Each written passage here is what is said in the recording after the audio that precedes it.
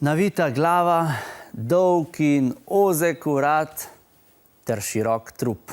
Tistim, ki obiskujejo osnovno šolo Antona Ukmarja v Kopru, igranje kitare zagotovo ni tuje. Poglejmo. Pred vajo je treba kitare uglasiti. Strune postanejo hlapne, zvok pa razglašen, zato jih je treba na novo napeti. Vse to učenci osnovne šole Antona Ukmarja že obvladajo. Za kitaro sem se odločila, ker mi je zelo zanimiv inštrument in nasploh imam rada glasbo. Punce imam rade, če fanti igrajo kitaro. Ker se mi zdi tak rock'n'rollski inštrument. Na začetku so spoznavali osnovne akorde in preproste skladbe, te pa so sčasoma postajale zahtevnejše in pred kratkim so vse svoje znanje že lahko uporabili v glasbeni zgodbi. Rada igram zaradi tega, ker me to razvedri in ko sem žalostna, vedno igram kitaro.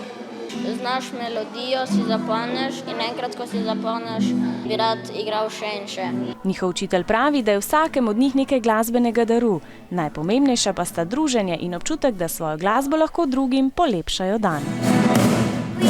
Na začetku so učenci bili zelo taki boječi in niso imeli zaupanja. Z igrivo igro smo tako prišli do tega, da so potem vzljubili ta inštrument. In danes nimajo težav nastopiti pred sošolci in starši, a za dober nastop je na vajah potrebnega veliko truda in ponavljanja vedno istih akordov. Najtežje je, ko je kakšna pesem, ki ima več akordov in se jih ful hitro spreminja. Še posebej, če ne vadiš in bolj, ko ti začnejo boleti prste, če niso utrjeni na kitaro.